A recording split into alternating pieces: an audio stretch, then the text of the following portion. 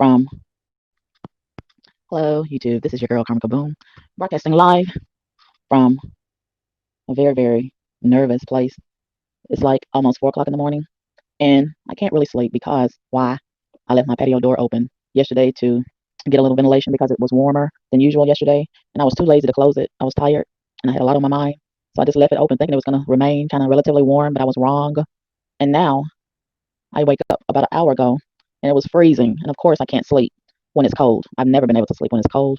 I was shivering. I didn't have my electric blanket on. And I said, I got to get up and do something about this.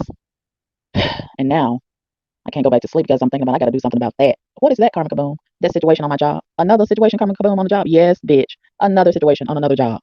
And tomorrow I have an interview for another job. Another job, Karma Kaboom? Yes, bitch. Another interview for another job. But I'm thinking I'm either going to use this other job to supplement the job that I already have, or I might just quit in the event I don't get fired first after I blow the whistle. Sometimes blowing the whistle is necessary, even if you have a good relationship with the job and the people on the job. When public safety and health is in jeopardy and life is on the line, you have a decision to make. And some people choose to be quiet and go along to get along. But I've never been that type of person because why?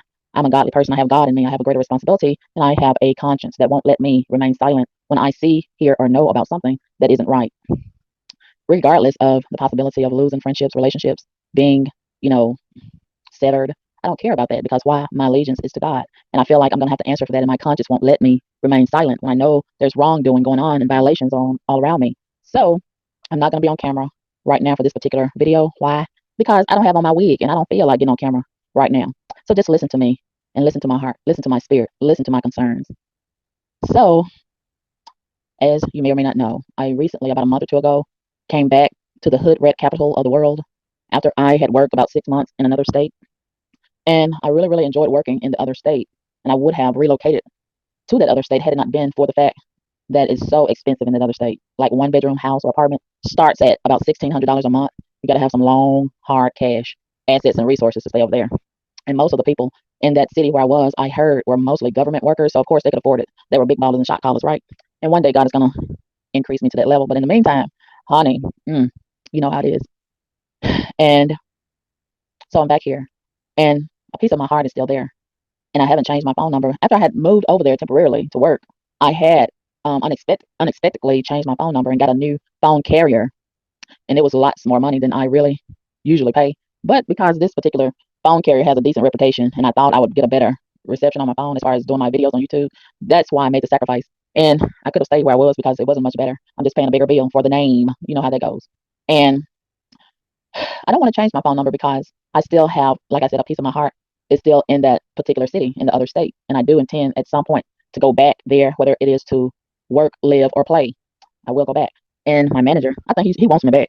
And he emailed me and my recruiter. They both emailed me 2 days ago to tell me that before I had left, they had already informed me that the governor has applied for the COVID grant, relief grant. Some jobs will give you COVID pay. They call it risk pay. So I was already in the pool before I got fired. But my manager, he isn't listing it as a firing or termination because why? He still loves himself some Karma Kaboom and he want to ask me to come back at some point. I could hear it and sense it in this email. And 2 days ago, God, he just gives me such grace and mercy. He loves his daughter, Karma Kaboom. He loves me so much. And, there was a lot of things going on financially. And I was kind of concerned about it, but he told me, don't you dare worry because why? You are my child. I got you. And I calmed down. And the next thing I know, there go my father, God, blessing me like he always do. He has me so spoiled. And I love him because he is who he is. And he always provides for me. And he never lets me down. He never turns his back on me like a lot of these people on the earth. And to make a long story short, my manager and my recruiter had sent me an email informing me that the check was in the mail, child. I don't know how much, but I know it's a lot. And I got room enough to receive it. And I'm really, really anticipating that going to that mailbox, honey. Oh, yeah. And that's another thing. What's up with the UPS? I mean, the USPS, the Postal Service. They still dragging their ass delivering the mail. I need them to take some vitamins or some caffeine drops or whatever they need to get in gear. I don't know what's up. I think a lot of them postal employees are scared to go to work because of COVID. All they got to do is put on a hazmat suit like I'm looking for. That's the only reason why I'm not wearing a hazmat suit because I can't find one. And plus, I don't have enough change to buy one online. But I'm looking for one. If anybody know I can find a real cheap, reliable, clean hazmat suit, holla at your girl, please. Or if you got one laying around that you want to donate to me, I'll send you my address where you can send it to me. I need a hazmat suit out here in these streets because a lot of people think it's a game and they don't want to be clean and sanitized and take care of themselves and protect other people inadvertently. and they are really putting a lot of people in jeopardy. Like a lot of these people at my job. Ooh, these niggas don't want to be clean anyway. And the fact that they had to get on TV, the CDC and the WHO had to get on TV and on the internet and tell the niggas and everybody else to wash their hands. Hell, if they haven't been washing their ass, what are the chances of them washing their hands? If they haven't been wearing a condom, what are the chances of them wearing the gloves? Ugh. You cannot start these grown ass heathens as adults training them to wash their hands and being responsible. No, you got to start them off as knee babies. Yes, because when they are adults, it's too dang late to train these big motherfuckers to be responsible and clean and sanitized. Ooh. And they rebuking and rebelling and complaining and griping and moaning about cleaning their hands and being clean and sanitized because they don't want to be clean spiritually. You know, cleanliness is next to godliness, right? And a lot of these people are ungodly and unclean. And they can't stand water and soap and sanitizer and gloves and all that kind of stuff and bleach. Ooh, they can't stand it. They don't want to go nowhere near it. If anything, they run away from it.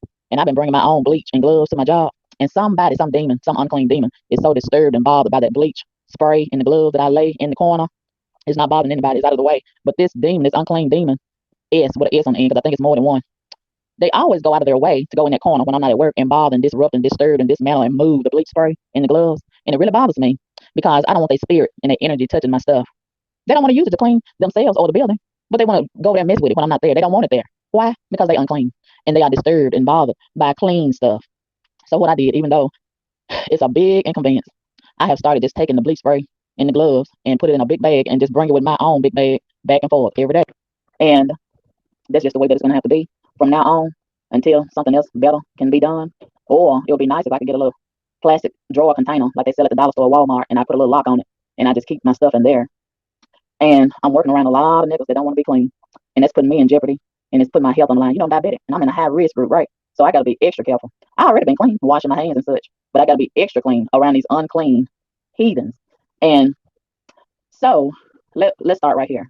You know, it doesn't take long for word to get around the workplace. You know, people gossip, right? And whether it's true or false, word spreads faster than a fax or email or a text message. The amount is very fast, especially when it involves a bunch of heathens in the workplace. And I have to be very careful because I know a lot of people have a tendency and a bad habit of running their mouth and like to tell stuff to other people that you say, but they don't ever tell what they say. They always conveniently leave that part out.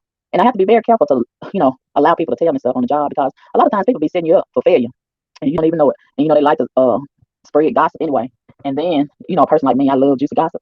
So one of my coworkers, and I have to be careful to hold the juicy gossip, no matter how juicy and hot it is, because a lot of times if it gets back to the person that told you, they'll lock their mouth up and they won't tell you nothing.